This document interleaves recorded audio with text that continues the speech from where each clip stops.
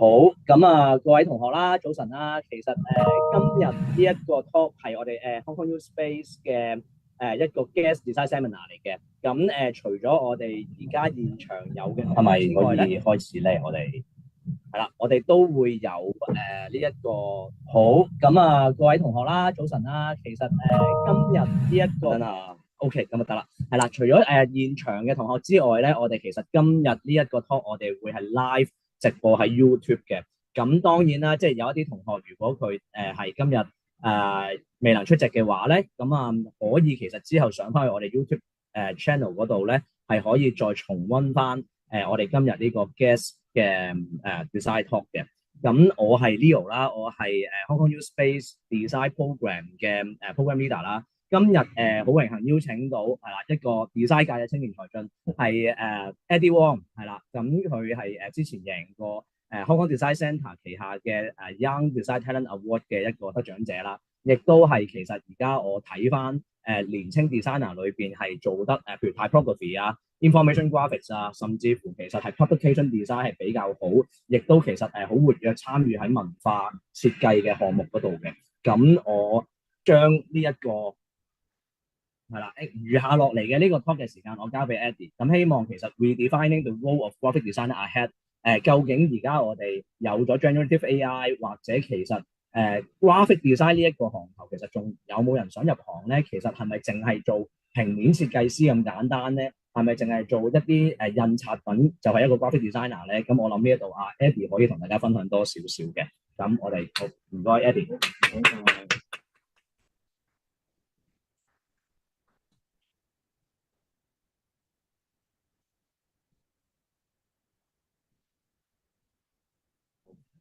好，大家好啦。咁首先，我都要多謝 Leo 請我過嚟去同大家做一個分享。即係我成日都去呢啲 talk 咧，我都好驚。即係我唔敢話想講啲咩俾大家聽，但係希望可以藉住我嘅一啲經驗或者係我嘅經歷啦，去分享俾大家聽一啲故仔咁樣啦。首先咧，係啦，其實 redefining the role of graphic designer ahead 咧，我自己覺得呢個 topic 係好難講嘅。咁但係所以我自己都思考咗好耐，究竟我今日因為有成個半個鐘頭，當然有 Q&A 啦，但係我都諗緊究竟我可以講啲咩咧，又或者我可以分享啲咩俾大家知道嚟緊大家嘅即係個出路係應該點樣行啦咁。係啦，咁我會今日咧會講少少我自己嘅講少少我自己嘅 path 啦，咁希望藉住我嘅 path 去希望 inspire 到大家。其實出路唔係淨係得香港 PolyU 或者係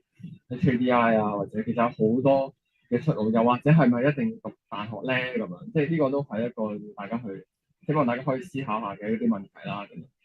係啦，個 slide 啦，見到好似係嗰啲冇。係啦，個 slide 見到啦，其實有堆數字啦。咁呢堆數字其實就係某程度上都好影響我嘅一條 path 嘅一啲年份啦。咁係咩嚟咧？咁樣咁其實係我成日都喺度諗，究竟應該點樣去分享自己嘅作品，或者點樣分享自己識個 designer 嘅一個經驗啦。咁樣咁所以喺我去 structure 今日嗰個 sharing 嘅時候咧，我用一個地域嘅一個分佈去做一個 share 啦。咁你見到其實我由2019，其實我已經畢咗業10年㗎。即係所以其實 Leo 話我同大家嘅年紀相若，可能未必係真係咁近，但係我覺得可能我哋大家都喺個 design 嗰個 feel 嗰度咧，咁希望可以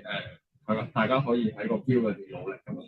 咁我畢咗業10年咧，其實係09年入 PolyU 啦，即係入 BAVC 啊。咁但係而家就轉咗，好似叫做 communication design 咁樣啦。咁嗰陣時我哋係 visual communication 咁樣。咁之後就2011年咧，其實係我 year two 咧就去咗Berlin 做一個 internship 咁樣啦。咁之後就2012年就畢業啦咁樣。咁我今日咧會嘗試去用一個咁樣嘅 path 去 share 我自己嘅作品咁樣。咁但係咧我就唔係我就唔想喺我畢業嘅時候講，我想倒翻轉講，希望大家知道我點樣嚟啦，即係而家係點樣咧咁。咁其實我由2018年即係喺外國翻咗嚟，即係攞咗個 YCTA 有經驗咗一啲叫做外國嘅經驗啦。翻咗嚟香港之後就開始自己嘅 design practice 咁樣啦。咁Editor Studio 咧就係我哋而家公司個名啦咁樣。咁做咩嘅咧咁樣？咁我哋好強調嗰樣嘢咧就係有一個 collaborative 嘅 practice 同埋design 同埋 research 都係好重要嘅。咁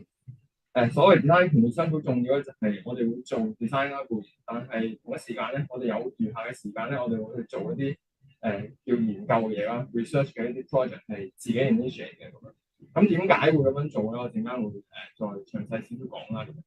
咁我哋公司做咩咧？就係做 graphic design 嗰個嘅 main 而家係喺個書同埋 visual identity 嘅層面去出發嘅，即係 focus 喺呢兩樣嘅設計上面啦咁樣。咁我哋個 studio 咧有啲manifest 或者係叫做一啲我叫做 house rule 或者係希望我哋可以做到嘅一啲嘢啦咁樣。咁但係我今日就唔嘗試講晒咁多，因為其實有好多。咁你見到我 highlight 咗嗰啲，希望今日會嘗試喺我嘅作品或者陣間我哋餘下有 Q&A 嘅時間可以討論多少少啦。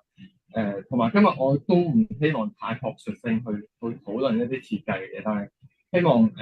透過我嘅作品或者我哋一路以嚟做緊嘅嘢，可以 inspire 到大家一個 graphic designer 嚟緊嗰條路應該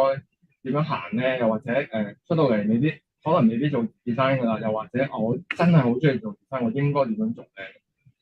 咁咧譬如design shapes culture 啦，即係我哋好強調啦。再講一句，其實呢樣嘢咧係我覺得我自己係喺倫敦咧係 inspire 咗我好多一個 graphic designer 同埋去initiate 自己一間即係叫公司或者 studio 嘅時候，我哋可能要守住一啲嘢，或者係叫 bottom line 嘅嘢啦。咁呢啲係我哋其中譬如設計一定要去 shape 個 culture，即係係咪可以塑造多少少文化背景，令到多啲人知道咁 design 係一個 tools 嚟講，佢可以幫到啲乜嘢咧？咁particular concept 應該大家都知啊，即係做 design concept 好重要啊。究竟我哋點樣由一個概念去到延伸去變成一份完整嘅作品咧？咁樣。咁另外咧嗰啲咧就譬如 deal with 呢個 criticism 咧，就係好多時咧，我覺得特別係香港好多時都會俾人 challenge。咁但係我哋點樣去 deal with 呢啲 challenge，或者人哋去可能抨擊你嘅設計，或者去討論你嘅設計嘅時候，你應該點樣去反思人哋俾你嘅 comment？未必係我自己會覺得未必所有 comment 都要聽嘅。咁但係我覺得要聽咯，同埋要識得聽去點樣去思考，究竟我點樣去繼續進步。咁跟住self contradiction 啦，即係呢個同埋後面 belief in doubt 啊，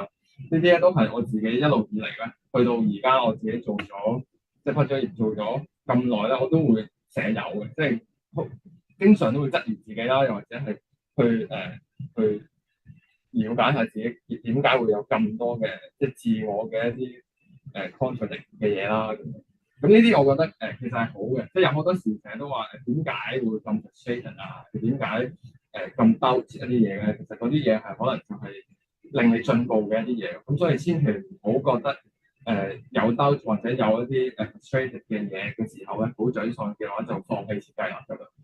咁repeat yourself 啦，咁都好緊要嘅。自己覺得就係其實 graphic designer 特別係其實個社會或者係個設計嗰個 industry 轉得好快。咁所以咧，如果自己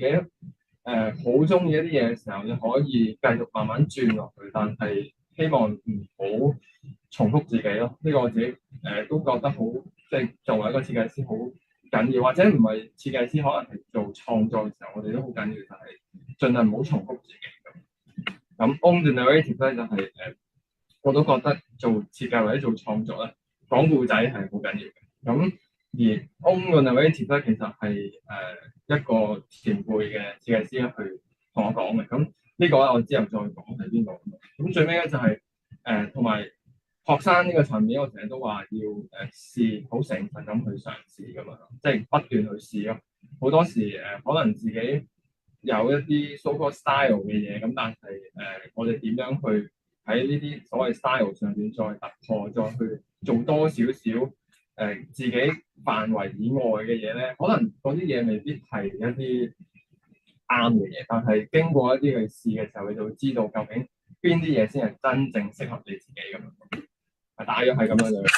咁跟住咁我開始嘗試下講下我哋呢幾年嘅 practice 做過啲乜嘢啦。咁我哋先講visual identity style。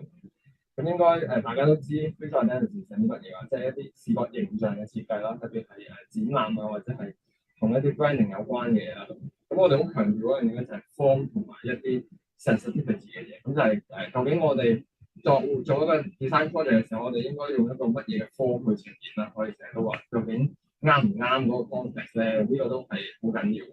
咁sensitivity 我哋就係好強調究竟嗰個有冇一個感覺啊，或者係究竟有冇一個我哋所謂嘅感性嘅思考咧喺入邊。咁唔一定全部有嘅，但係希望我哋每一個 project 都達到一啲咁樣嘅目標咁樣咯。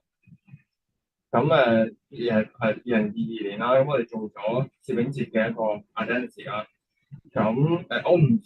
唔會詳細講嗰個即係個理念，即係我好想快啲俾大家睇到，其實關於 design 或者係喺呢近幾年裏邊，我哋一路 focus 做嘅一啲 work 係點樣樣咧，又或者喺個社會上邊，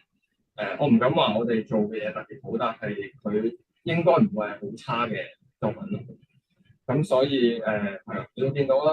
其實我哋啲作品咧好多時都係由 typology 出發，咁而亦都好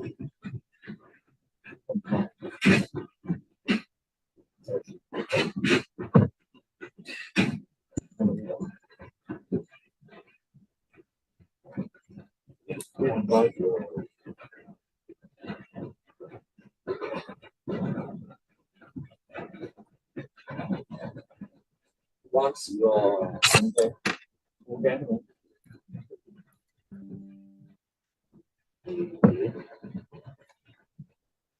等等啊，我哋有 technical issue 啊，點解會咁關？關事喎，好驚。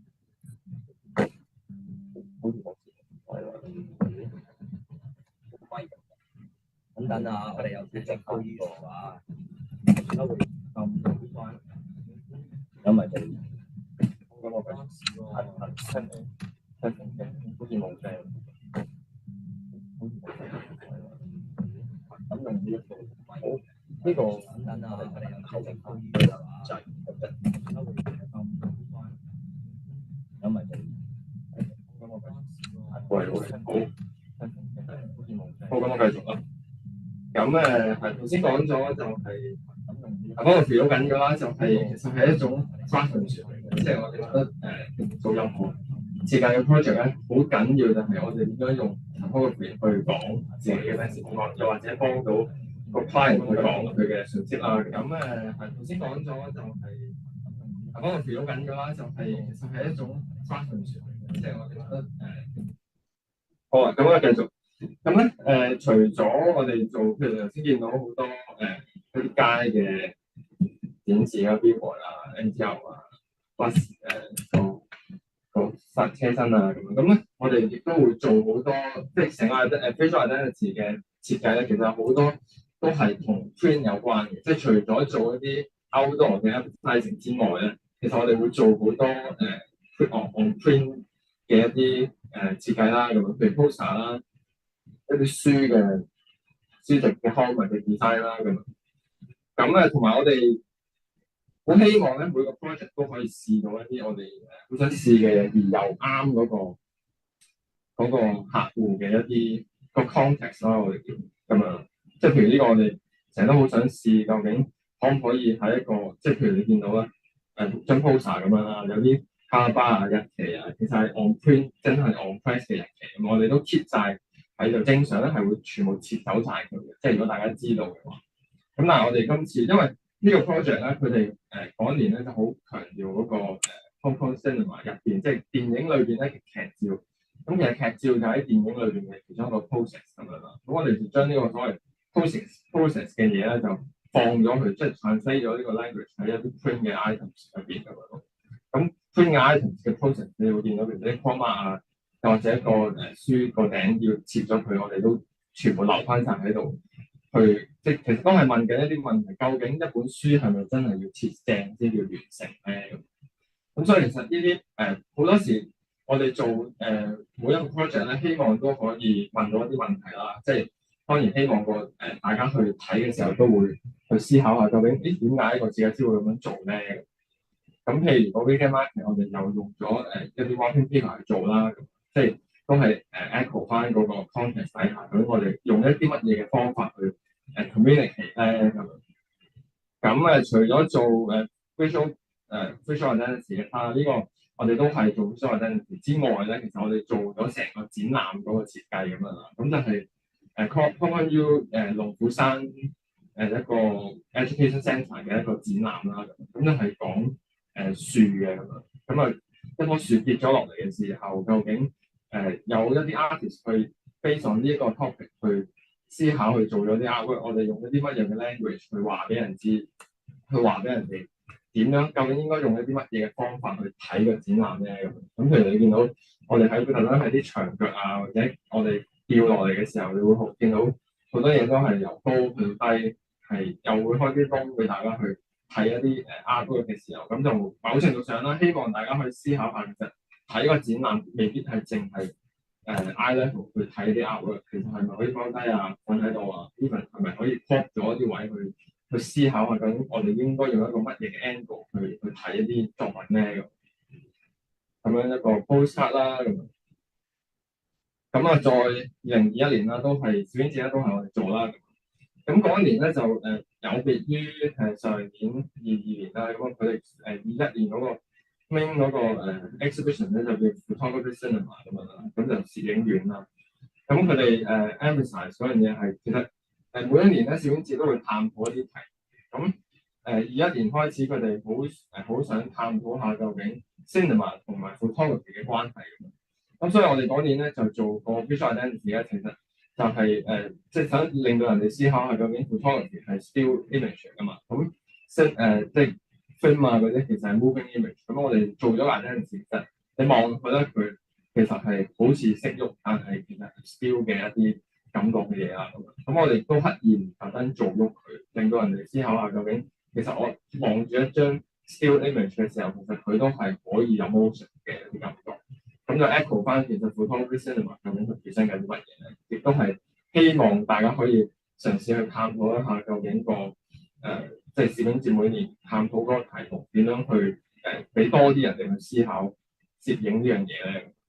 咁同時間我哋都 translate 咗成個 language 喺本書即係 publication 入邊啦，咁樣你會見到佢都係一個雖然係一個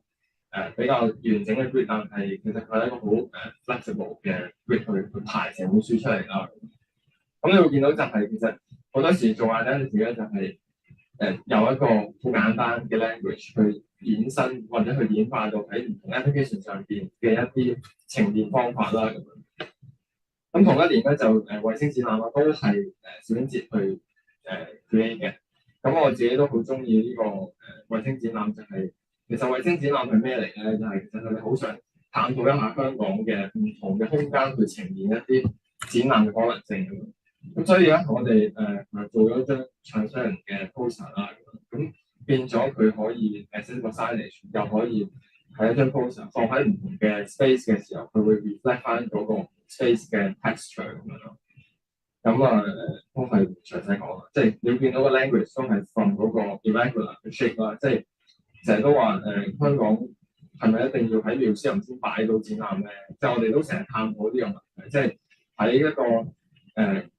橫街小巷，佢係咪都可以係一個展覽空間咧？喺一條樓梯，喺 even 喺一個工廠大廈嘅牆，其實佢都可以係一個展覽嘅空間嚟嘅。咁所以呢個其實成件事咧，我哋就係希望揾一啲 artist 喺唔同嘅地方擺展覽，但係唔係喺一啲我哋所謂好 proper 嘅地方去呈現一啲作品咁樣。咁 poster 啦，同埋啲書啦，咁都係一啲我哋會係 visual identity project 裏邊去呈現嘅一啲嘢啦。咁另外一啲flyer 或者係一啲嘅設計啦，咁啊 Free Space 21年啦 RP 嘅一個1號線Hong Kong 嘅一個 show 啦，咁我哋用一啲 infographics 嘅方式去呈現翻成個展覽成個劇團會做嘅嘢啦咁樣。咁海事博物館啦有一個 mini exhibition，我哋都會幫佢做咗個 visual identity 啦、invitation 啦、有啲書啦，都係好快咁講。咁跟住 flyer 嘅設計啦，咁咧同埋我哋都會其實都係嘅。其實我諗好多設計師都應該係會咁樣做，但係喺唔同嘅 application 上邊咧，我哋都會嘗試用唔同嘅 materials 去 enhance 個 design 嘅。咁因為除咗即係你都知啦，只有1000種字體都有10000種咁樣。咁我哋究竟點樣好乖時咁咯，去用 materials 或者用一啲 texture 去講自己嘅設計咧咁呢個都係我哋成日都會探討嘅嘢，即係亦都係話每一次嘅 project 希望都會用到一啲新嘅 materials 去講個故仔啦咁。咁2019啦，就係我2018年咧，其實一翻嚟之後咧，就機緣巧合之後咧，就撞到 Free Space 嘅一啲人啦咁樣，咁就佢就揾咗我，就嘗試即係幫手傾下 Free Space 個 identity 啦咁樣，咁我哋就做咗成個 identity 個 framework 啦，即係 Free Space 個identity 啊，個 branding 嗰個 launch 咁樣啦。咁我哋就亦都做咗，即係 ideas 就係一個嗰啲 tape 啦，就叫人哋唔好即係譬如見到嗰啲警察啊，或者係一啲唔俾人闖入嘅空間咁。咁我哋用咗一個反共嘅手法去做個 brand identity。咁而個 launch 我哋真係做咗一啲 tape 去幫一啲 artist 去玩呢條 tape 咁。咁好似係都幾成功，即係個 launch 裏邊大家都好 participate 嗰個launch 嘅 event 啦咁。咁亦都有做啲 collateral 嘅嘢啦。咁同年啦，WNA 係一個攝影嘅機構啦，都係一個好幫一啲 young 嘅 artist 同 photography 有關嘅 artist 去幫佢哋做一啲展覽咁樣啦。咁其中一個嗰一年嘅call for submission 嘅一個 theme 就叫 lights 啦咁。咁我哋都做咗個 visual identity，而同一時間我哋亦都做咗個 insight 去令到人哋了解多少少呢個 theme 背後嘅嘢啦。咁所以咧，你會見到其實 visual identity 個 spectrum 會好大，即係佢唔係淨係做一啲 on print 嘅嘢啦，亦都唔係淨係做一個形象嘅設計。而好多時候，譬如呢個 mini site set 係其實我哋自己 propose 話想做，即係因為你見到呢個 visual 佢好似係 static 啦，但係其實 on website 嘅時候佢係會不斷咁變。咁所以做 visual identity 我哋都好強調咧，其實係佢唔係一個好死嘅嘢，佢係需要係有一個好 flexible 嘅 system 去令到大家去了解多少少嘢啦。咁再講啦，再推前啲就係龍虎山10週年，即係其實同頭先嗰個樹嗰個展覽係一樣。咁但係我點解都想 show 呢個咧，就係其實curatorial 嘅緊要性咧係好重要嘅，自己覺得。因為譬如龍虎山佢係一個同自然啦，同自然教育、環境教育有關嘅一個機構，咁但係佢哋一路19年以前咧，其實佢冇用一個 curatorial 嘅 approach 去策展嘅。咁19年開始，佢哋咁啱10週年啦，咁佢哋個 creator 就開始用一啲策展嘅形式咧，去令到希望大眾去了解多少少究竟個環境啦，又或者究竟所謂教育應該用一啲乜嘢嘅 approach 去切入咧咁。咁所以嗰一年我哋做嗰個展覽個設計咧，就係希望即係譬如你見到有啲掉落嚟啊，有啲好似三角形嘅，其實係我哋好想將一個自然環境一啲山山水水嘅architecture 嘅感覺嘅嘢咧，放咗 translate 咗入去成個 exhibition space 入邊。咁係啦，你會見到我哋都會做 signage 啊，咁呢啲我哋就叫做一啲 exhibition architecture，即係用一啲乜嘢嘅方法去展現嗰件art piece 嘅 form 咧咁 poster 啦 signage 啦，咁呢個 project 比較完整咧，就係佢除咗做一個展覽之外咧，佢亦都將成個展覽或者係嗰啲 artist 嘅 art 咧，去 compile 變咗一本書㗎嘛。咁所以我哋去做書呢本書嘅時候，我哋都嘗試將成個展覽嘅經驗啦，又或者係 artist 嘅 art 點樣去用一個閱讀嘅經驗放咗入去呢本書入邊咧咁。即係佢唔係淨係即係唔係 artist book 咯，即係好多相跟住就好識字咁。但係我哋希望嘗試佢可以攞住呢本書去行個字，去嘗試跟住個 path 去行嘅時候，佢會有一啲唔同嘅體驗係會點樣咧？咁亦都係一個自己都比較中意嘅作品啦，因為好少機構會願意用一啲好 abstract 嘅方去呈現一啲identity 啦，我自己講係。咁而同埋呢一個係 artist，其實 Art Symposium 同一個 AIH 嘅一個社企同社企應該係一個機構咁樣啦。咁佢哋一路以嚟嗰啲視覺形象都係大家會覺得係咁樣咯。咁所以今次我哋即係都係機緣巧合下撞到就試下做啦咁啊。咁呢個都會想講就係其實我哋好多時做 visual analysis 咧，好多時都會有一個叫做佢對話嘅風景咧，其實係嗰個 exhibition title。咁我哋嗰個 practice 咧，好成日都會希望改咗佢，即係譬如對話啲風景都係我哋改嘅。咁因為有時我哋會覺得點解個 title 同個 visual 唔夾，而可能會某程度上未必幫到件事。咁所以咧喺我哋做成個設計喎，唔係淨係做 graphic，而係喺個 content 上面出發咧，去諗埋嘅時候，咁你會見到個 graphic 同埋嗰個 exhibition title 係混合嘅時候咧，就會更加令到嗰件事或者係成個設計會更加有生命咁樣。咁跟住好快咁講，我哋做書啦，亦都有除咗頭先，其實頭先都會有做一啲書啦。咁但係我哋都會做 mainly 係淨係做書嘅範疇嘅。咁會見到我哋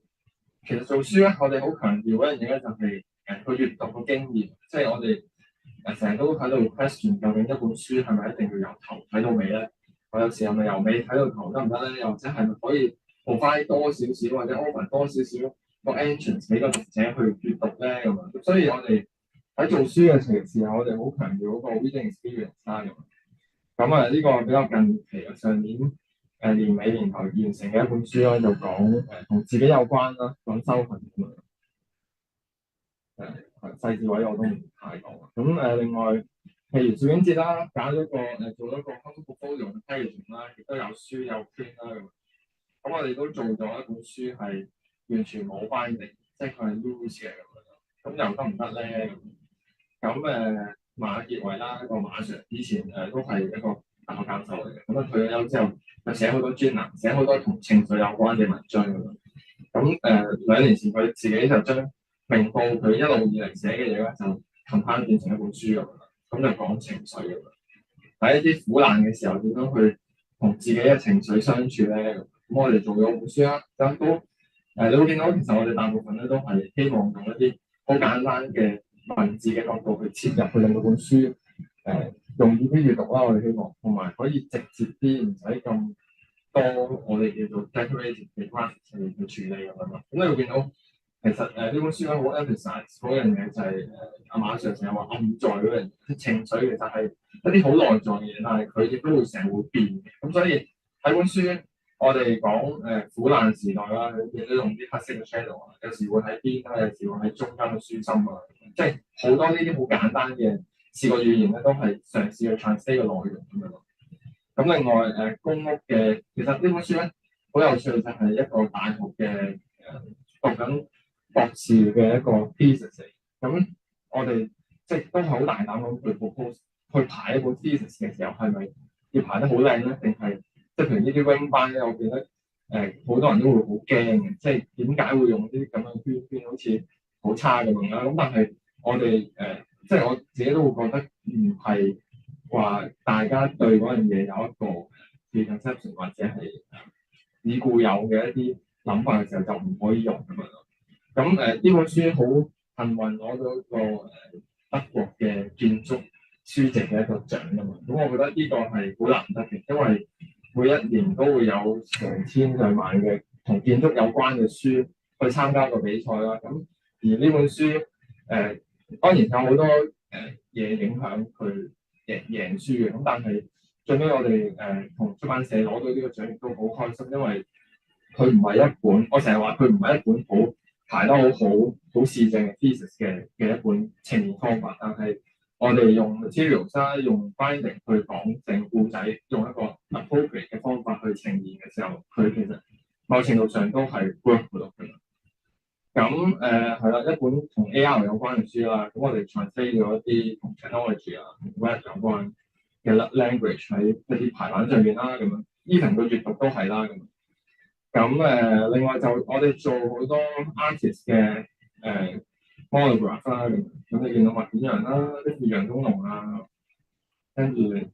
仲有莊啦，咁都係我哋係一個 series 咁樣，即係好彩 MCCM 都好信任咁樣，每次都會揾我哋去傾嘗試去令到件事喺一個 series 嘅情況下出現咁你會見到佢就係除咗好 artist 嘅作品之外咧，其實佢都係一個好 artistic 嘅方法去呈現，即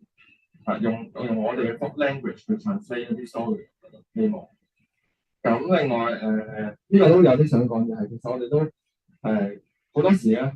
唔知係咪嗰啲 designer 好驚去處理一啲好複雜嘅即係 complexity 嘅一啲 content 或者 information 啦。咁但係喺荷蘭嘅經驗咧，就係其實我哋作為一個設計師咧，好多時都要將個內容收到翻嚟去做一啲消化，而消化完之後用一啲乜嘢嘅方式去呈現咧，咁呢個都係我哋做設計師好需要知道嘅一樣嘢咯。咁係啦 ，MCCMI 我哋翻嚟之後開始接觸佢哋，就開始同佢哋 revamp 咗佢哋本 catalog 咯。咁都係即係見到個 folding 啊，或者個 binding 都係希望嘗試去做一啲同即係唔係咁悶啦，又或者係真係啱佢哋嘅一啲方法嘅。咁少少 recognition 啦，就係即係我都其實老實講，我唔係好成日講我自己攞好多咩獎，因為我覺得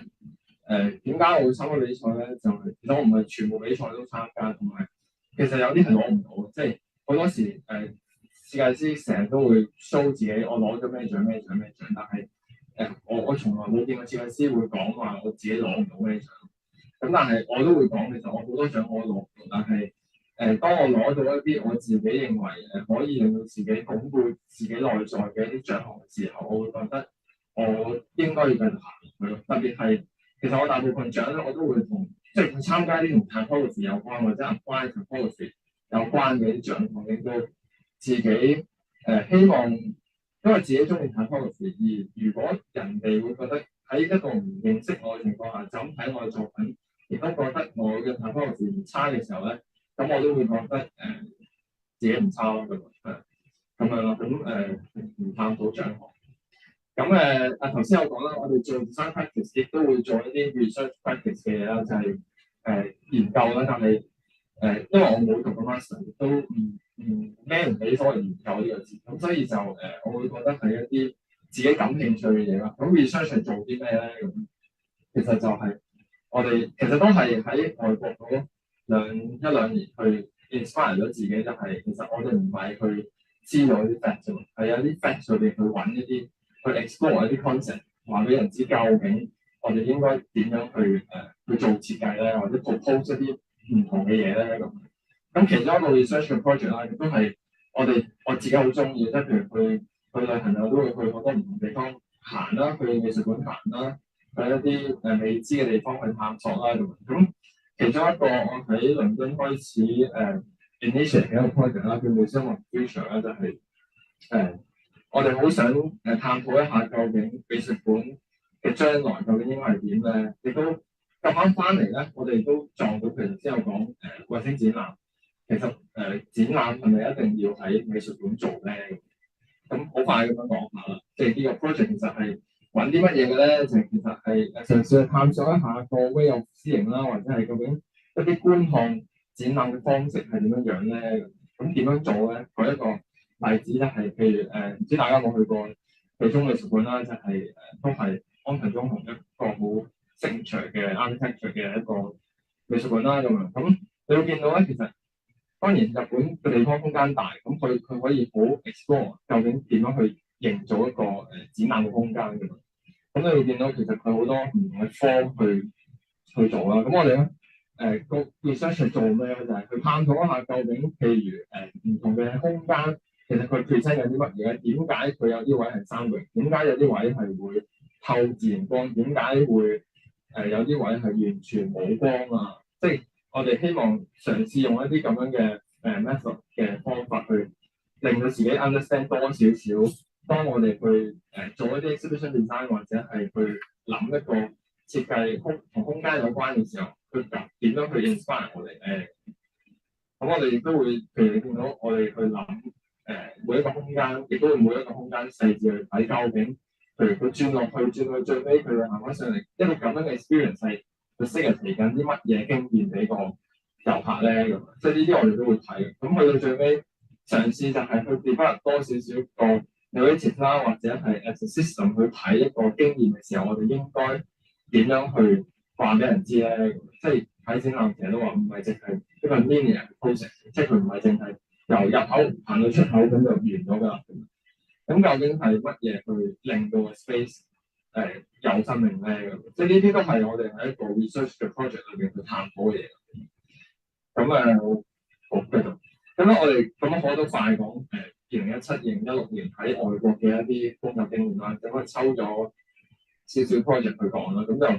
YDTA 令到我可以係多謝 Common Design Centre，即係有一個咁嘅機會令到我去外國可以經驗下究竟一個外國特別係我自己好想去嘅一啲地方個 design practice 係點樣樣咧，同香港有咩唔同咧咁。咁我去咗一間 Setwood 嘅設計公司啦，咁就做咗佢哋咧就做咩咧？就做好多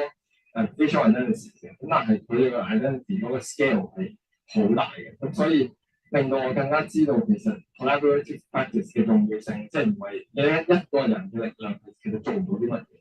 咁所以合作係好緊要啦。咁呢一個係我其中一個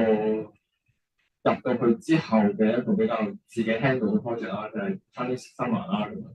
咁呢個有個古仔就係我即係都係唔小心定係公司冇一個 font，跟住唔知點解用咗繁體字啊嘛，咁就係將啲時候佢啲朋友睇翻話點解唔係簡體嘅咁啊。咁另外同做咗一啲同呢個 project 咧就同 architect 合作啦，即係呢個都係我哋成日都話 collaborative practice 嘅一啲重要性就係、是、其實 graphic designer 唔係淨係限於做平面嘅嘢咯，有好多時我哋都要諗下個空間啊，用啲咩 materials 啊，同唔同嘅即係譬如 architect 啦，又或者係由 artist 合作啦，去 create 個 space 咧咁。咁譬如啲 signage 啊，咁另外Chicago 嘅建築雙年展啦，都係一個比較好 comprehensive 嘅 visual identity 嘅 project 啦。咁而呢個 project 咧，其實 involve 好多人 ，even 我哋喺倫敦都有2至3個 designer 一齊做，咁跟住喺 Chicago 都有 designer 去做啲 application，因為其實就太多嘅 application 要做啦，咁所以呢個 project 亦都令到我知道system 嘅緊要性，即係一個 visual identity 個 flexibility 有幾大。點樣可以令到好多人都可以好容易咁樣去 handle 喺唔同嘅 application 上邊都可以做到咧咁。咁另外書啦，書我都係即係 mainly handle 呢本書啦，都係詳細緊個 identity 嗰啲 language 入去本書啦，即係譬如點用值啊，或者一啲文字設計啊咁樣。咁跟住再之前咧，我就去咗荷蘭嘅一個細嘅 studio 啦，咁就係叫 Harlequin 啦。咁咧其實點解會想去呢間公司做咧？就係其實係一個 partnership 嘅 founder 嚟嘅。其中一個咧就係、是、因為我頭先講啦，我自己好中意做書，好中意 print 嘅嘢啦。咁佢其中一個 Sonia 咧就係喺我唔知大家認唔認識 Imaboom 啊，即係喺荷蘭嘅一個好出名嘅設計師啦，做書嘅一個設計師啦。咁就係佢之前喺 Imaboom 度做咗好耐，咁佢自己出咗嚟做。另外一個 partner 咧就係喺 Tonic 都係一間荷蘭好出名嘅設計公司啦。咁佢哋兩個一齊就翻咗呢間 Harlequin 嘅 design studio，咁係做 branding 做書咁樣。咁我就係啦，就即係當係打少少聲嘅 email 話，我想嚟 apply 個 design 去做下得唔得咧？試下想學多少少咁荷蘭做書嗰種衝擊係點樣咧咁。咁其中一本都係自己好中意㗎啦，即係。我哋都成日話做書係咪淨係完整咁樣排一本書出嚟咧？咁呢本書咧其實講顏色嘅。咁我哋嘗試問多啲嘢，或者係希望呢本書會多一啲 function。佢唔係淨係講個展覽，而係譬如我哋本書你見到有啲色巴嘅，其實係每一件作品用咗啲乜嘢顏色，用咗幾多個 percentage 去做。咁變咗其實佢呢本書係一個 exhibition catalog 之餘咧，其實佢都係一本顏色嘅工具書，即係我哋講。咁所以變咗，其實做書有好多個層面可以令到讀者去思考，亦都話點解我哋仲要去買書？點解我哋要去儲嗰啲書咧？係咪可以set 到 tools 咁樣咧？咁另外我自己成日都好想去呢間學校去讀呢個 master，但係時間唔許可啦。但係機緣巧合咧，即係佢哋就揾咗呢間公司去做嗰個master 或者其實冇 master，因為成間學校嘅 graduation show 簡單嘅自修咁啊，有幸去接觸呢間學校，亦都可以做佢哋嘅 identity 咁樣。咁就係 Design Academy Eindhoven 啦，喺Eindhoven 嘅一間好出名嘅一間設計學校啦。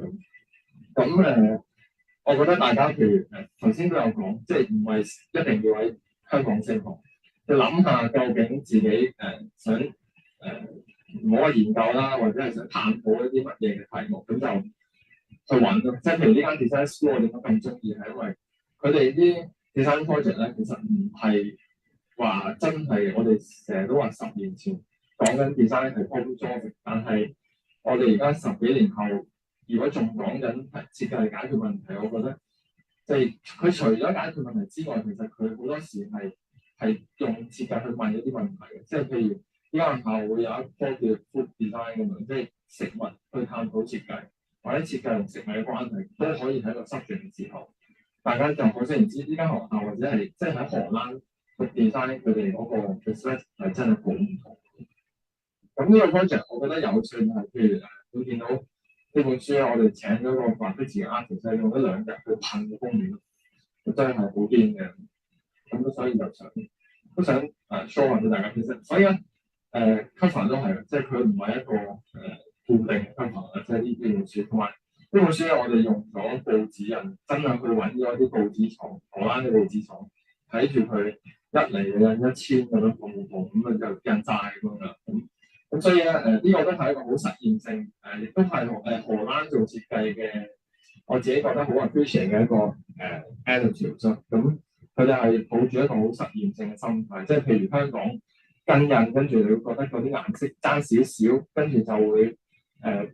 好執着啦咁樣。咁但係喺荷蘭，譬如用報紙印，基本上你追唔到色或者跟唔到色，只可以好 depends 究竟嗰一日嗰部機印出嚟個速度啊，所有嘢究竟係點樣樣，咁我哋都要接受咁啊。咁都好幸運咧，就係佢哋嘅 studio website 佢交俾我去處理，因為佢哋即係 even 我自己連我自己公司嘅 website 都即係都未做好啦，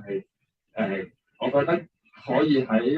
個香港人去做一個外地嘅時候，佢都可以有一個 trust 俾你去做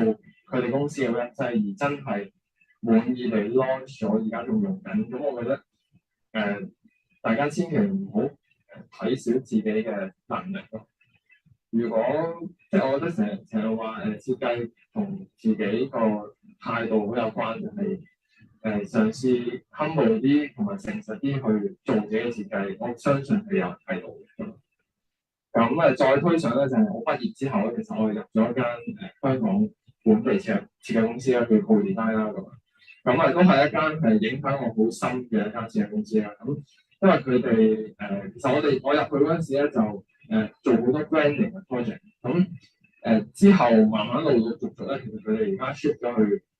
即係都唔係兩邊都有做，即係做 graphic design 啦，做 branding，又做好多同 social design 有關嘅嘢。咁咖啡330啦，係一個即係新生會旗下一個咖啡啦，同新心靈有關嘅一個 project 啦。咁嗰陣時我哋都有幫手做呢啲 project 啦。咁另外威尼斯新零展啦，我自己好中意，都令到我知道我原來 visual identity branding 係一件乜嘢事嘅一個 project 啦，好開心可以 work 到。咁嗰一年係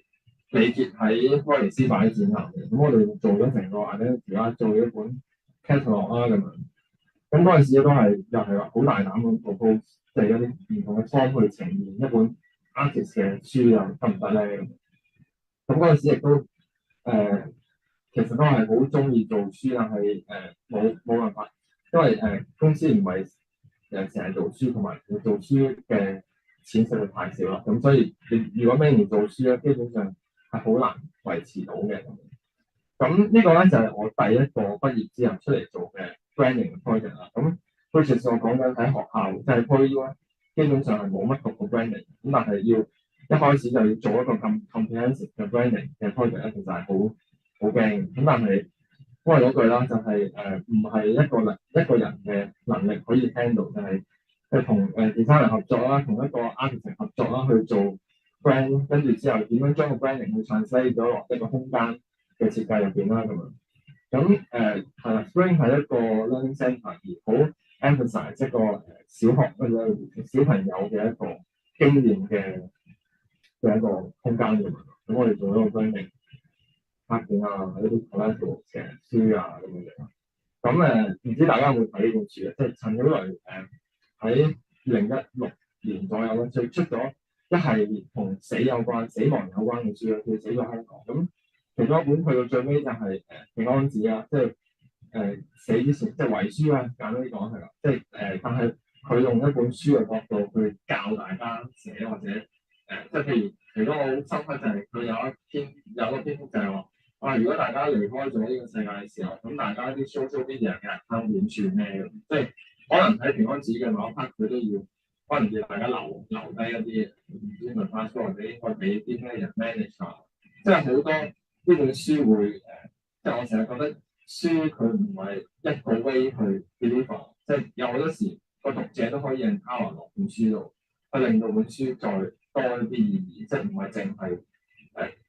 佢俾料你，其實你可以賦予一啲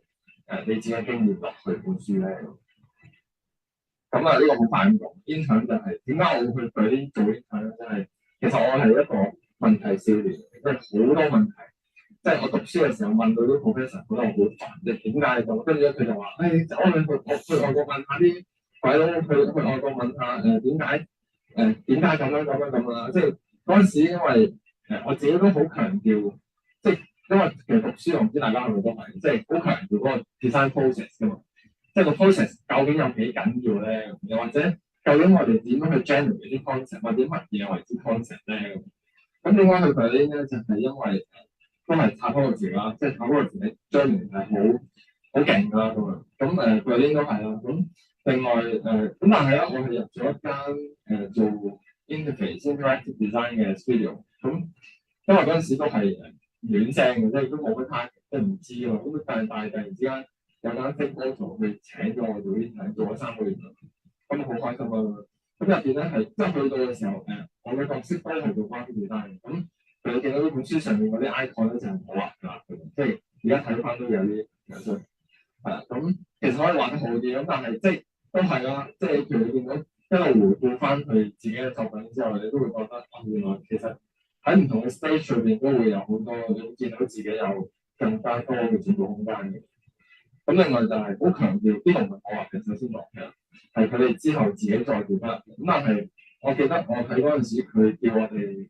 叫我 visualize 一個 design process 出嚟啦，即係 define 啊、discover 啊、design 啊，跟住最尾 deliver，即係成個 design process 應該係一個點樣嘅方式去 visualize 咧？因為interaction design 咧都好緊要嘅就係一啲 user 嘅 experience 啊，或者係 user interface 點樣去 facilitate 個 user 用得方便啲咧咁。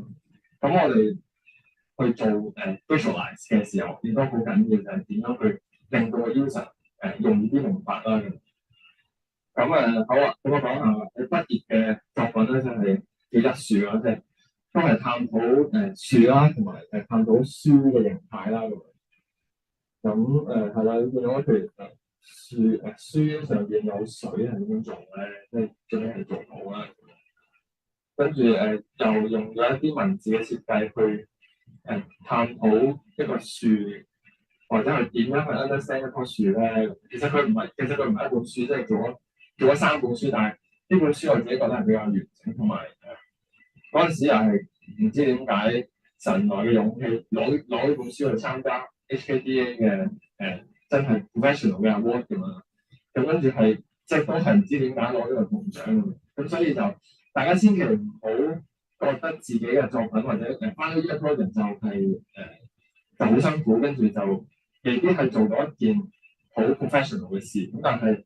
experimental 同埋一個思考喺 final year project 上邊係好緊要嘅，我自己覺得。咁所以就如果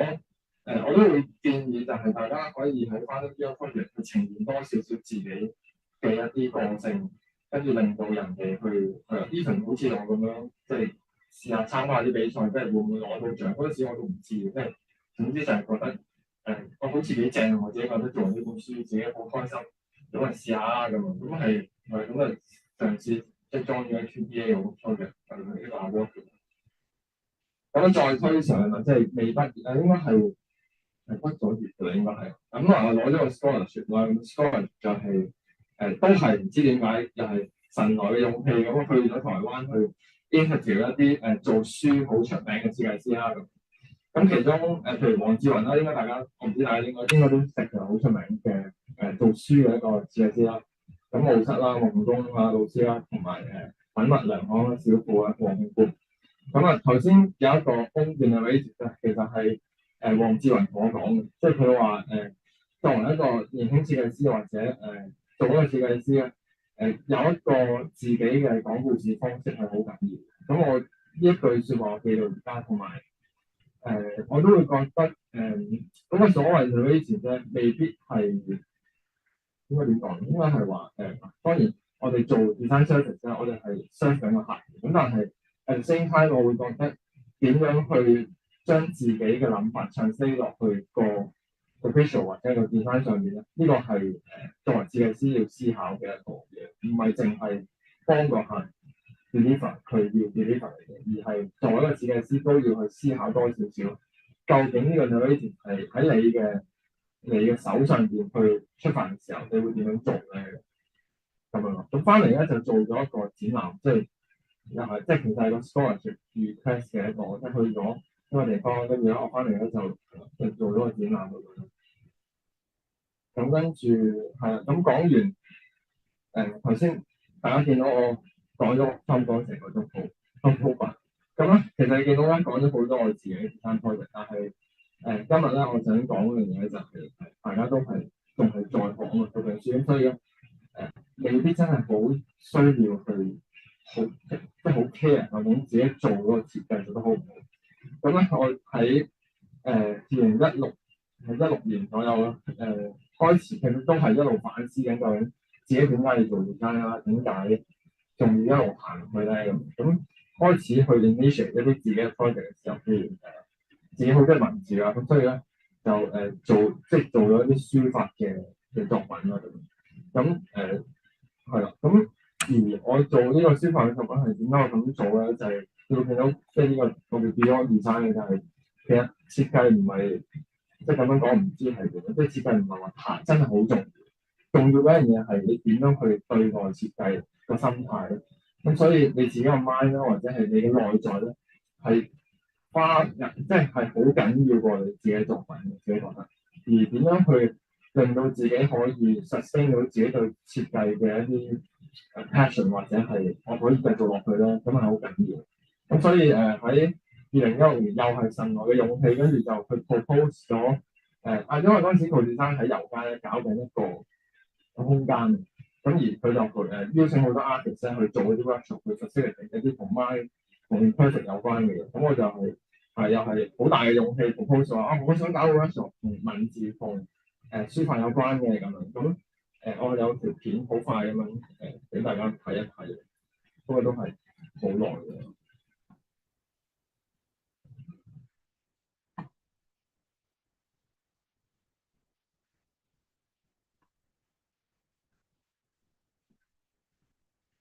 我講少少先，係啦，其實做咩嘅咧？呢個 workshop 就係我成日覺得譬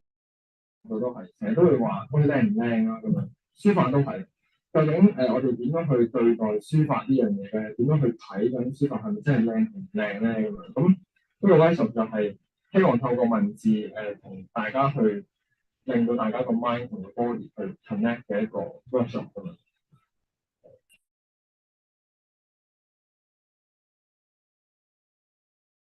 係咪真係靚唔靚咧？咁樣咁呢個 workshop 就係希望透過文字同大家去令到大家個 mind 同 body 去 connect 嘅一個 workshop。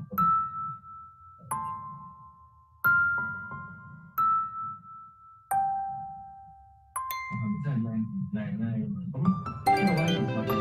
希望透過文字大家去令到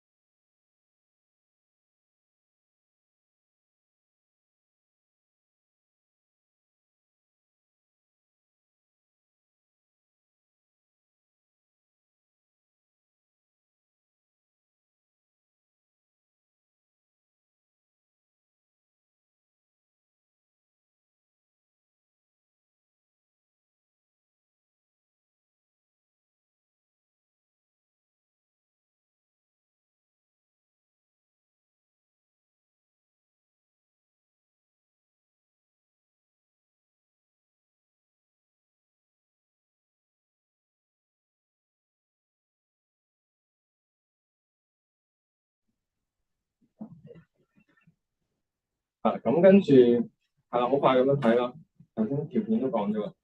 咁係啦，最尾其實我哋想講嗰樣嘢就係究竟點樣去做靚同唔靚？究竟乜嘢為之完美，乜嘢為之不完美咧？咁樣咁變咗最尾我哋去做完嗰個 workshop 之後咧，咁大家參加者嘅作品啦，最尾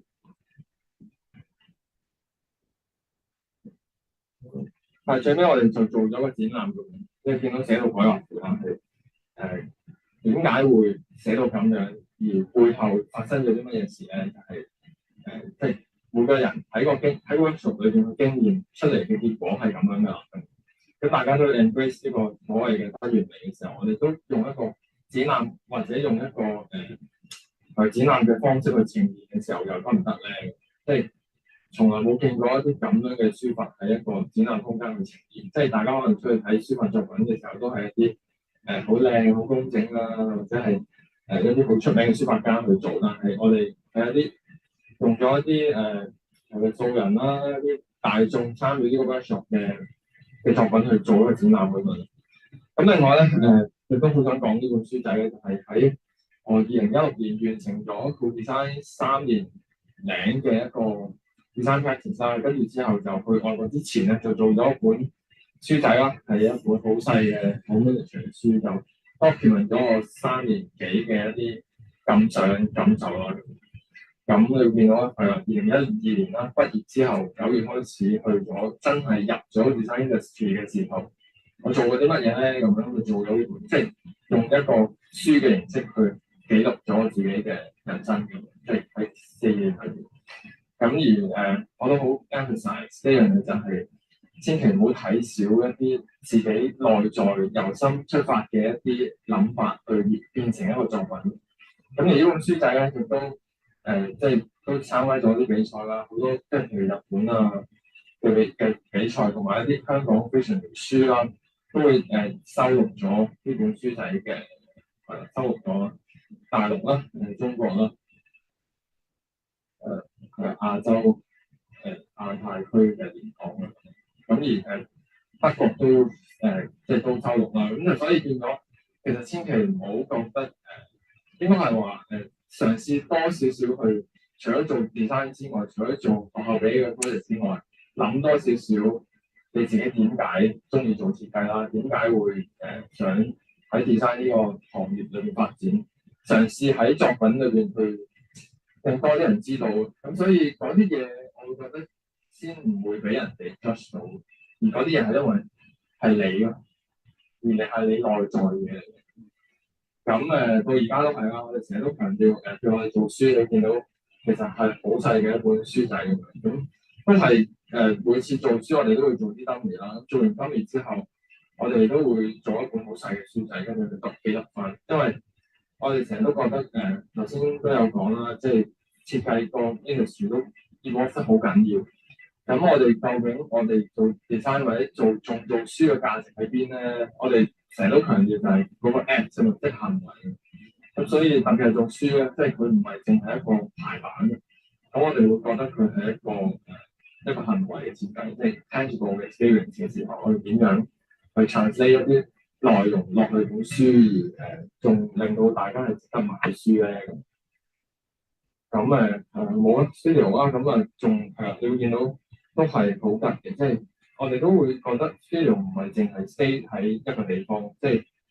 而 studio 嘅定義係乜嘢咧？咁我哋都即係譬如疫情啦，咁亦都係即係更加令我哋要即係去思考究竟譬如有 home office 呢樣嘢出現啦，咁究竟 studio 嘅作用係啲乜嘢咧？係咁，所以去到最尾咧，所有嘢都關係嘅，我覺得咁變咗希望大家可以唔好淨係放自己落去個 design feel 嗰度，睇多啲同埋試多啲，令到自己豐富多少少自己嘅內在，而透過你嘅內在去話到俾人知道你係講乜嘢嘅人。即係我覺得呢個係比做 design 做更加重要嘅一樣嘢。咁樣咁另外係啦，呢個都係一個小宣傳，就係我哋公司都希望請一啲 intern 或者請一啲關於 designer 可以幫手，因為嚟緊都唔係即係而家我自己都覺得越做就啲 project 個 scale 好似好 comprehensive，唔係兩三個人可以 handle 到，所以同埋都好想成日都話好想了解下究竟而家嘅設計學生係點樣樣咧？究竟可唔可以幫到手，或者佢哋如果真係有心去即係參與一啲而家真係 system 會發生嘅一啲 project 嘅時候，佢哋會做成點樣樣？係啦，咁如果大家有興趣都可以試下 apply，希望可以一齊玩下咁樣。係咁，我今日講係類似係咁多。好。喂，咁我又問下問題啦，因為其實首先我問之前，大家有冇問題想問先？因為其實唔單止我哋學校嘅 program 會介紹一啲job offer 或者係一啲 internship 嘅 offer 俾大家。其實我哋邀請一啲 guest 啊，甚至乎其實我哋之前其實去咗一個motion graphics 嘅 studio 啦。咁其實好多而家喺業界嘅 design 公司啊、studio 啊，其實佢哋都會請人嘅。咁所以變咗其實當然啦，即係我哋校方嘅我哋梗係篩選過邊一啲係一啲較為好同埋較為係會有潛質嘅一啲公司啊，我哋會即係介紹俾大家啦。咁大家 so far 而家聽咗咁耐啦，有冇一啲問題你會想問 Eddie 先？因為我頭先喺 YouTube 嗰度咧，我 drop 低咗有啲問題啊，有啲人想問，係啦。咁有冇嗱？你哋諗到之後再問下，有咪嘅係啊，你哋可以嗌出嚟又得，我 pass 個咪俾你哋又得。頭先係啦，有朋友咧咁佢又話聽到 Eddie 講話你中意有啲 project，你覺得有啲 project 即係自己有啲 project 好正，但係其實我哋見到咧好多時候咧，即係啱啱琴日有啲 design 同學做完 presentation 啦，咁佢哋又話做得好頹啊！喺香港讀 design 咧又冇得瞓覺啦，又失眠啦，跟住之後好 depress 好辛苦啦。咁你覺得其實咩叫做中意個 project，同埋咩叫做正嘅 project？做 design 其實係咪應該係一個 happy design？個客睇唔睇到嗰個 project 背後一個開心嘅 design，定唔開心嘅 design？你會點樣解答？首先我想講就係其實我哋即係我哋都有一啲我哋唔係好滿意嘅 project 冇 show 出嚟，咁但係譬如你講話點樣為之正或者係自己覺得滿意嘅 project 咧，我會覺得係好 depends 你點樣去同個客去 interpret 你自己嘅諗法。即係好多時咧，我哋會覺得但頭先我講 design 係即係我哋譬如 design practice 係做緊 service 嘛，即係 at the end 你都係 serve 緊人。咁但係咧，我哋會好希望就係我唔係淨係一個 designer 或者 design 公司同客戶嘅一個關係，而係我哋好希望可以建立到個關係係大家都係 collaborate 緊，去合作去完成呢件事，而唔係你俾個 brief 跟住我聽完個 brief，take 咗個 brief 之後我 deliver 咗一個 visual 你都唔中意我哋改㗎嘛，而係喺個過程裏邊，譬如佢俾完個 brief 我哋唔係即刻做，其實我哋好多時都會花少少時間去同我叫 collaborator 甚唔想叫客，同佢哋去傾下究竟個 brief 係咪可以有啲咩位可以再 enhance 咧？咁所以嗰個位咧就某程度上係我哋去 take 完個 brief 之後嘅一啲 interpretation， 希望透過我哋即係作為設計師嘅一啲諗法去令到件事會唔會更加好咧？所以去到最尾咧，佢話係咪其實我頭先 show 嘅 project 係咪所有都中意？其實唔係嘅。咁但係都係嗰句啦，因為好多時咧唔係淨係你一個 handle 個 project， 有好多人 involve 嘅時候咧，就會有好多 comment。頭先有講啦，我哋點樣去 deal with 啲 comments 嘅時候，嗰個都係一個 as a designer 好需要處理嘅一樣嘢咯，即係點樣去由嗰啲 comment 嘅出發，但係你又可以守住自己嘅 bottom line，去令到件事唔會太衰咁樣去出街咧咁。咁去到最尾係咪 happy design 我就唔知啦。咁但係嗰個所謂 happy design 咧，對於我嚟講咧就係我哋其實每次做完一個 project 咧都會 review 嘅，即係頭先我都好多謝 Leo 嚟請我過嚟，就係因為我哋即係譬如我 structure 個 PowerPoint 嘅時候，我都會重新 review 一下究竟我嚟緊，即係我由畢業到而家，我一路做嘅時候，我究竟做得點啊？又或者係每一個 project，我有冇啲嘢係中意唔中意，而可以令我自己知道有啲位其實可以再做好啲嘅時候，咁我下一次咁我會繼續努力咯。咁變咗嗰個所謂 happy design，我就會覺得去到最尾個 outcome。可唔可以表達多到？即係頭先我講啦，我哋每個 project 都希望嘗試到一啲新嘅，或者係新嘅 materials，或者係唔同嘅 form 去呈現㗎嘛。咁去到最尾就係如果我哋某程度上都試到一啲嘢咧，咁我哋都會開心嘅。OK，好。有冇 follow up question？即管問下，係啦。如果唔係啊，drop 低佢，陣間再問。因為咧有一個graphic design 嘅同學係啦，網上邊咧佢又話：喂，我就嚟畢業啦。咁畢業跟住之後出嚟做嘢啦，咁佢見到其實你有好多係一啲 cultural 啊 art related 嘅 project 係 collaborate with 你嘅 collaborator 啦，或者我哋叫 client 啦。咁其實即係就嚟畢業或者甚至乎 high diploma 嘅同學，佢哋都可能會想做 freelance 嘅。咁當初其實你好多頭先提過就好彩又撞到啦。咁其實係咪真係咁好彩？你有冇背後係做過一啲乜嘢嘢令到你可以有呢啲好彩嘅機會去 meet 到呢啲 cultural 同埋一啲 art related 嘅 client， 或者你頭先嘅解釋就係一個 collaborator。係真係好彩嘅，但係咧，即係佢翻去再睇翻件事，或者係再諗翻點解會撞到咧，就係我覺得係一路以嚟嘅累積咯。即係我成日都話，即係同埋咧，我首先可能翻去講翻啱啱畢業嘅同學咧，即係我想講香港好嘅設計師好多，而我都會覺得同埋而家咧，我成日都會諗就係而家啲畢業嘅學生，其實佢哋唔同我哋嗰個年代，我哋嗰個年代畢業咧就會揾一啲即係出名嘅公司，或者我真係想去學下究竟知道我而家個 design 係點樣嘅。咁但係我自己去即係觀察而家嗰個設計氛圍，就係好多年輕嘅設計師咧，佢自己畢業佢就開始自己做 freelance，或者係自己開公司嘅。即係同埋因為以前咧就冇咩 social media 咁盛行，好容易咁樣去 show 自己嘅作品，或者睇到其他人嘅作品嘅。咁所以變咗而家你話係咪出到嚟就接觸到一啲文化機構嘅客戶咧？其實我覺得我又覺得唔難喎，即係喺而家嘅世代感覺上，因為譬如你開個 Instagram 已經見到好多 designer 同好多文化機構合作咁樣，咁唔難咯。咁你問翻我咧，點解我會覺得係好彩就係、我頭先有講就係、其實我會覺得係一路累積咯。你問我有冇好刻意去接觸佢哋咧？其實我會覺得係冇嘅。但係點解會接觸？最尾點解會接觸到咧？就係、我覺得係，譬如我喺香港喺 Co-Design 接觸過，即係做緊嘢嘅時候都會接觸到佢哋啦。咁之後去咗外國，跟住之後又翻嚟，咁開始慢慢即係都會同譬如 MTCM Publisher，即係其實都係自己中意嗰樣嘢，我覺得好緊要。你要知道自己中意啲咩，而首先知道自己中意啲咩，再令到嘗試令到人哋知道你中意啲咩。咁所以我頭先點解會講話我會做workshop 啊？我點解我會做自己嘅書 document 咗4年 design practice 嘅一啲感受，嗰啲全部都係一啲我自己內在嘅嘢，而嗰啲嘢其實冇人叫你做噶嘛。但係就係因為你好中意，好想記錄低自己嘅經驗嘅時候，去到最尾，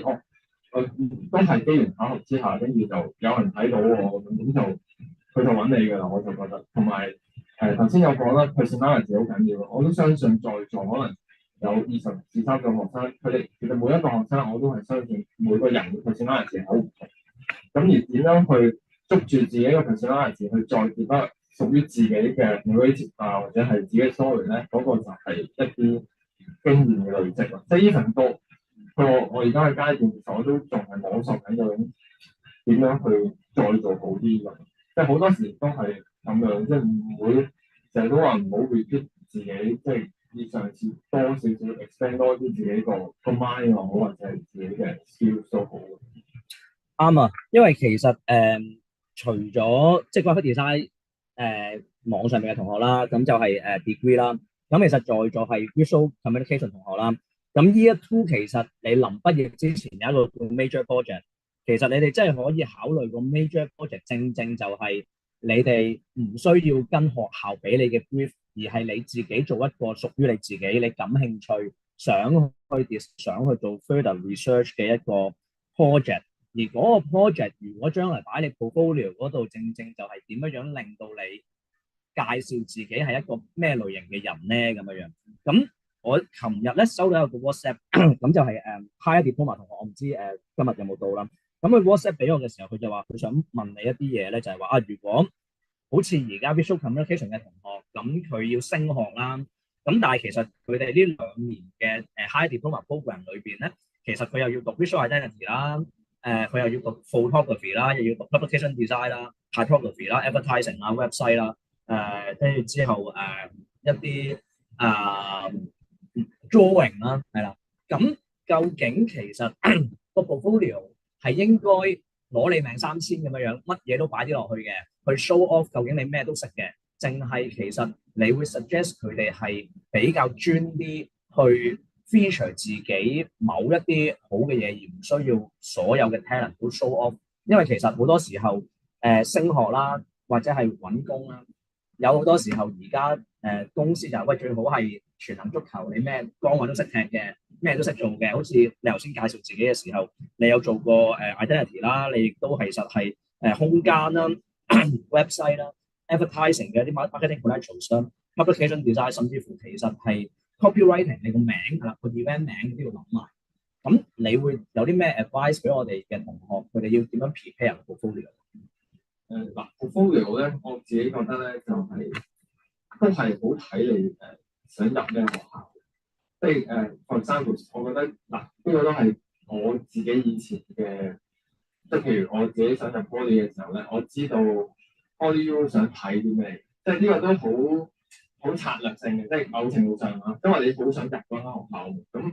變咗，除非你好對自己嘅作品好有信心，你想好 show off 曬我識嘅所有嘢咧，咁你可以即管咁樣 show。但係譬如我舉個例就係入 Poly 咧，我哋嗰陣時咧，我哋好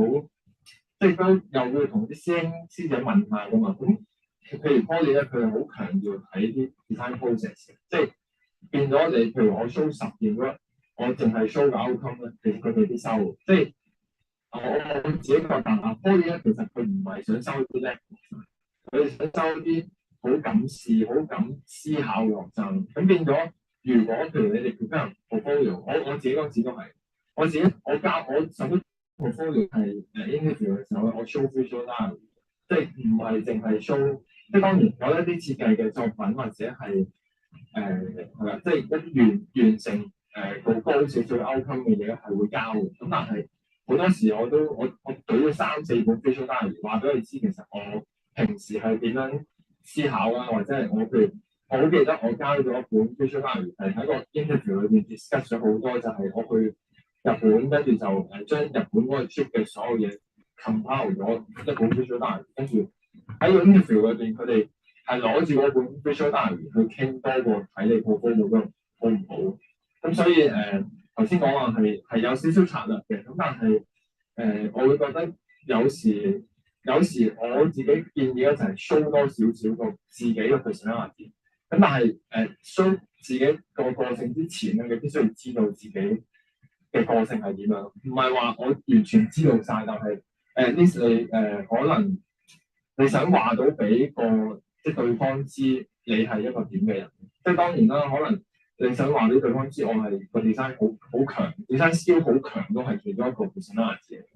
咁但係咪淨係 focus 喺一個 design skills 嗰度就完咗咧？咁我就覺得唔止呢個咯。咁變咗，同埋我其實之前我哋都係要讀好多嘢，即係但係我都會覺得，譬如你哋讀咁多嘢嘅時候，你都係會捉住一樣，即係譬如我自己都有讀好多嘢，但係我都係就算我做任何嘢，我都係同 typography 有關，咁變咗我做好多唔同嘅範疇嘅 project，但係放晒出嚟嘅時候咧，我好快咁樣就會有 associate 咗我原來呢個人咧好專，即係好 focus 喺 typography 嘅 experiment 啦咁。咁呢個都係我覺得，譬如去準備 portfolio 啊，或者係成個 portfolio 裏邊你執埋晒一齊嘅時候，你想俾人見到一啲乜嘢？係好如果你問 visual communication，我哋啲同學咧，即係 even 其實係 graphic design degree 都係嘅，佢哋好多時候都好驚3科typography、publication design 同埋information graphics。咁佢哋好多時候咧，你見到其實唔單止係我哋學校嘅同學，其實有其他院校都係好多時候。而家譬如有 Pinterest 啦，有一啲罐頭嘅 vector graphics 嘅 website 啦，亦都有 generative AI generate 咩啦。咁變咗，其實好多同學佢哋都係個 graphics 行先，變咗其實頭先你講嘅嗰個 process 或者個 narrative 個 storytelling 嗰度係弱咗。你覺得其實你會唔會睇 Pinterest， 或者其實你又會點樣睇 generative AI， 甚至乎其實你上網 download 一啲罐頭嘅graphics 落嚟，係咪唔得嘅咧？係咪接受唔到嘅咧？淨係話其實喂都得嘅，不過你要諗下個 process 點解去用，你會點睇咧？呢個問題都係成日俾人問咧。我自己覺得咧就我係唔會完全抗拒咯，但係我會好 wisely 咁樣去用啊，即係我成日都會強調究竟係咪 appropriate 咯，即係譬如我哋用 AI 或者用 generative graphics 嘅時候，究竟你用得啱唔啱咧？又或者我點解要用咁樣咯？咁另外就係其實我係唔係好建議睇 Pinterest 嘅，咁但係我會覺得有時候係需要望下咁樣，即係可能你會覺得你都要知道而家世界發生咩事，即係唔係淨係話我自己做，跟住我就係做嗰啲咁嘅嘢㗎啦咁樣。咁但係有時 Pinterest 就係可能喺你冇嘢做嘅時候，咁咪碌下，咁就見到我原來而家有啲人中意啲嘢喎，又或者而家個 design industry 有啲咁樣嘅嘢發生，即係譬如我成日都話，而家有一期咧係好興做 motion， 係咪都整喐佢咁樣？咁跟住我就會諗，究竟嗰樣嘢係咪真係需要喐咧？咁有時又會覺得唔係喎，原來喐咗之後咧係幫到個 presentation 嘅，咁又唔同啊嘛。咁所以去到最尾咧，我自己會覺得都係嗰樣嘢，就係翻去究竟你做 design 嘅時候，你想講啲乜嘢，即係個 message 好緊要，同埋個 concept 好重要。究竟你個 design 或者係去到最尾，其實你係想表達緊啲乜嘢咧？whatever 你係用 typography 又好，graphic 又好，image 又好， even 去到做用嗰啲 AI 去 generate 一啲better graphics 都好，去到最尾究竟我係咪真係做到一個 appropriate 嘅設計咧咁？咁我覺得呢個係比較重要。咁去到最尾咧，我覺得翻去就係好多時設計頭先講緊，其實好泛濫，我自己覺得。所以去到尾咧，我會覺得係點都係翻去自己嗰度。即係我自己深信係每個人個思想或者每個人個 skills 啊，或者係對設計嘅睇法都係唔同。咁所以我覺得只要大家翻去自己裏邊，知道自己係一個點樣嘅人，咁嗰啲嘢就嚟，即係我諗頭先你提過 motion graphics 嘅話，就其實我哋 degree 嗰邊啦，graphic design 啦，其實佢哋就真係要讀 motion graphics。咁所以變咗其實係咪嗰個 trend 或者其實係咪唔睇 Pinterest？咁其實我都會叫同學你要需要睇咯 Pinterest，係因為你要知道大部分人而家喺 Pinterest 嗰度，大部分嘅 designer 做緊啲咩嘢，你係咪應該知道人哋做緊嗰樣嘢，你就避免去做同一個 style，唔好直接抄咧，係啦咁樣樣。即使你係移形換影都好啦，其實人哋一望都係覺得我都係嗰啲 style 咯。咁所以其實你睇 Pinterest 其實係 inspire 你做一啲唔好相同嘅嘢咯。咁所以我會 suggest 其實就係不妨去留意下一啲國際性嘅得獎嘅公司，甚至乎 designer，睇翻佢哋自己嗰個 official website 去 get inspiration，其實反而有時仲好啊。台下呢度舉手，我以為佢想問問題嘅，係啊，有冇問題想問？有冇一啲問題想問？同學會比較關心嘅另外一樣嘢啦，你講頭先獎項嗰度，就好多時候就話，哇，唔知點解會咁大膽去入獎？又或者其實你 apply 咗個 scholarship，究竟你當初點解會知道有呢啲獎項適合去入，或者其實有一啲咁樣嘅 scholarship，你會想嘗試去 apply，係學校俾嘅一啲 information 啦，定係其實你係自己好 proactively 去揾業界有啲乜嘢 award 同埋 scholarship 你可以 apply 嘅？兩樣都有嘅，即係學校，譬如我 scholarship 係學校offer 嘅，咁因為嗰陣時冇唔會覺得會可以 apply 出邊嘅 scholarship，咁所以學校有咧，咁就嘗試，因為嗰陣時我記得嗰個 scholarship 都係要攞翻呢個 project 去 apply 嘅，咁所以就係學校，同埋嗰陣時又係好擔心究竟畢業之後自己嘅出路係點樣，咁所以就咪當嗰個 scholarship 做一個 grad trip 咁樣咯，咁落去台灣咁樣短短地咁啊 interview，自己就想好想做書，又想知道如果我自己出嚟做書嘅心態，或者去一啲 graphic design studio 去做嘅時候，做書又點樣咧？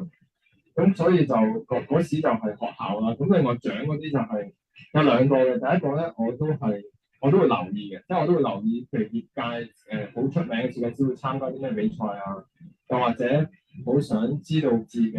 嘅作品喺某一個範疇，譬如我頭先講嘅 typology，喺一啲獎項嘅認知裏邊，佢點樣睇我嘅作品咧？另外一個就係冇呢個係一個好個人嘅，因為曾經有啲前輩話我嘅 typology 唔得，咁所以我就專入啲同 typology有關嘅獎項，即係呢個有少少自己同自己打仗，即係咪真係唔得咧？咁我就試下參加啲比賽，睇下啲外人去睇自己嘅作品嘅時候，又會唔會可以都做得到咧？明白。scholarship 同比賽呢一度其實就基本上 high dip 同埋 degree 我哋亦都係有嘅，因為其實如果 high dip 同學咧，你如果想升翻我哋International College 嘅 Middlesex London 嘅 Graphic Design BA 咧，其實只要你嗰個 GPA 夠一定分數咧，你係自動攞到 scholarship 嘅，係啦。咁呢個其實係一個 fast offer，因為其實佢都係1.5年半嘅一個top up degree 嚟，咁所以其實呢個亦都好似頭先阿 Eddie 咁講啦，係咪一定坊間淨係得一兩間 design school 你哋一定要入？全香港嘅 design student 都係想入嗰間學校嘅時候，你又覺得自己係咪夠爭咧？你在座其實你自己，譬如 Year 2同學，你要升學嘅時候，你隔離嗰個都想入 Poly 或者想入某一啲 design 學校嘅時候，其實你又揮唔揮得贏你隔離嗰個同學咧？因為其實可能某一啲學院佢哋個 program 都係收30人到，但係全香港咁多 design student 點樣入咧咁？scholarship 啦係啦，一嚟啦，二嚟就係話其實 award 咧，我哋其實都 open 咗有唔同嘅 award，譬如話visual communication 嘅 year two 同學，你哋嗰個 major project，如果我哋覺得你哋個 quality 係夠嘅話咧，我哋係會推薦你哋去入台灣嘅一個DISDC，即係話Taiwan International Design Student Competition，咁嗰個係一個全球最大嘅一個比賽嚟，學生比賽啦。咁而degree 咧，其實我哋係會入 DNAD，即係 Design Art Direction 嘅一個學生 category，咁所以變咗其實亦都係個 submission fee 亦都係會 sponsor 嘅，咁所以變咗其實係即係有一啲可以幫你哋去 prepare 你哋個study path 又好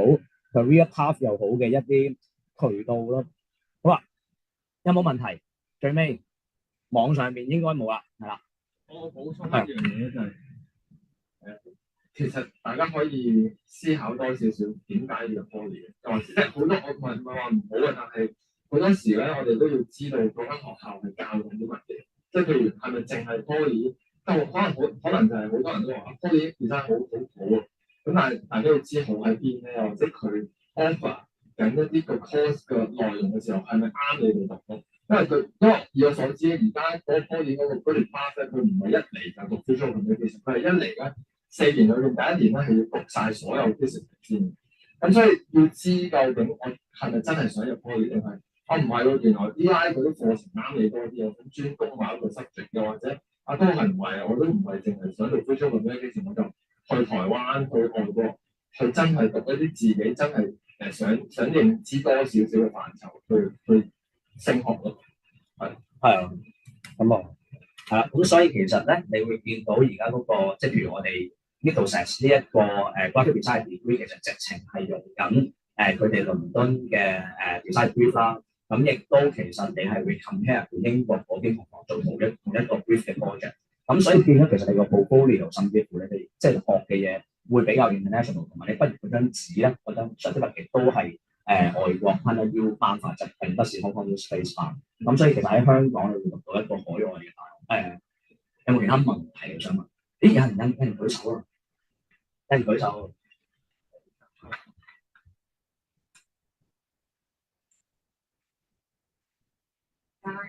我想問咧，有好多人講過咧，即係啲科嘅學生，佢哋想做一啲嘅 design 其實係好有型嘅，即係可能佢哋做啲作品上好抽象。咁但係我哋而家讀書所學到嘅就係我哋做出嚟嘅 design 係要好符合呢一個 commercial 啦，即係好商業性。我想問，咁我哋作為學生或者即係畢業嘅一個階段啦，咁其實我哋點樣喺呢個階段拿點好咧？咁究竟會做一啲即係貼住我哋好想做嘅，但係好抽象，好多人都唔明白嘅，但係有型或者叫做坊間叫做好睇啦，定係做一啲大家都明白嘅嘢？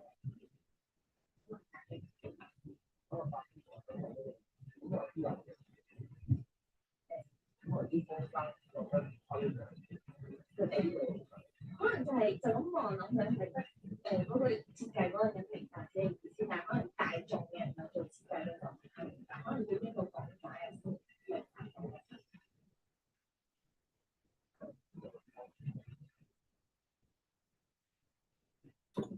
嗱，我覺得咧都係一個好好嘅問題，但係譬如我會覺得，因為咧我喺我嘅作品裏邊咧冇乜 commercial 嘅work 嘅，因為可能咧我自己即係首先我接觸唔到啦，第二就係可能啲 commercial 嘅機構未必佢會揾我啦，咁變咗我回應翻呢個問題就係咪要做一啲好型嘅，即係所謂好型或者係大眾唔了解嘅一啲設計咧？對於我嚟講咧，我都係會翻去頭先我一路講嘅嗰樣嘢，究竟你哋做嗰個設計，無論係 commercial 又好 cultural 都好，佢 communicate 嗰件事咯。即係點解我會問你話所謂有型嘅設計係點樣咧？係咪你會答我係設計師淨係設計師明嘅先會明嘅一個設計？咁我會覺得佢唔係一個成功嘅設計咯，即係佢可能會近 art 多少少，因為譬如 artist 嘅作品唔係一一般人都會明㗎嘛。即係可能佢要花啲時間去詮釋究竟嗰件作品 community 緊啲乜嘢。咁但係我會覺得一個 graphic designer 或者係一個平面設計去做一個創作嘅時候，你個前提都係要 community 到嘅。咁但係嗰個所謂 community 到係咪就等於唔可以抽象咧？唔係咯，我會覺得佢譬如設計係咪一定要2-3秒就 get 到個 message？我覺得唔係，但係好 depends 嘅，即係 depends 你究竟嗰件事或者嗰個 project 俾你嘅 message 係我要人哋思考啊，定係唔係喎？譬如我做張 poster， 我要2秒就要睇晒啲 information 同你做一張 poster 要人思考下，可能佢會望住嗰啲 poster 去諗下，點解個設計師會咁樣做咧？佢可能最尾會有一個唔係設計師想要出嚟嘅一個 message， 咁但係係咪唔 work 咧？其實唔係嘅，因為嗰件作品其實某程度上都係問緊一啲問題，令到人思考嘅。咁所以去到你問我去到最尾點樣去平衡commercial 同埋 cultural 嘅作品咧？對於我嚟講咧，我就唔會太分得好開。究竟我做 commercial 嘅時候，我就要咁樣做 ；cultural 嘅作品就咁樣做。反而係都係嗰樣嘢啦。點樣去攞住自己對嗰件事或者對嗰個 project 嘅一個心態去講自己想講嘅嘢。即係當然啦，去到最尾頭先都有講就係，其實你係做緊 service 嘅，即係譬如我屋企畢咗業之後，會去一啲公司實習，或者係真係。我唔知自己會唔會已經開始自己嘅 practice， 咁但係去到真係接到一啲 project 嘅時候，你會點樣去詮釋？點樣去同個客溝通？去話俾佢知究竟你想嗰個設計係行緊一個乜嘢嘅位置咧？咁希望答到你。好，有冇其他問題？如果冇嘅話咧，咁我哋呢度就今日係啦，我哋再次多謝阿 Eddie 啦，今日嚟啦。咁嚟緊你哋 major project 咧，其實我都會再想邀請阿 Eddie 過嚟睇你哋嘅 major project 嘅 presentation。咁我到時我會再約你。咁網上邊嘅朋友啦，咁今日我哋到此為止啦。咁如果你哋想重溫翻今日 Eddie 嗰個 talk 咧，咁其實之後你可以上翻我哋個 YouTube 嗰度，咁就可以再重溫翻嘅。咁我哋今日到呢一度為止啦。咁如果你對於我哋嗰個BA Graphic Design 嘅 program 有興趣嘅話咧，咁其實你都可以上翻我哋網頁嗰度咧，係揾翻啲資料嘅。咁在場嘅同學，如果你對於個 Graphic Design 有興趣咧，其實呢度都有一啲leaflet，咁你哋應該可以出嚟攞都得。因為其實1.5年年半，你已經讀完咗個 Graphic Design 嘅 degree，仲要喺香港攞外國嘅一個 certificate，咁其實好多時候公司都會係 treasure 一啲外國畢業嘅同學多過香港本地，因為佢哋嘅 vision 可能會闊啲。咁我哋今日係啦，到此為止，唔該晒，唔該晒。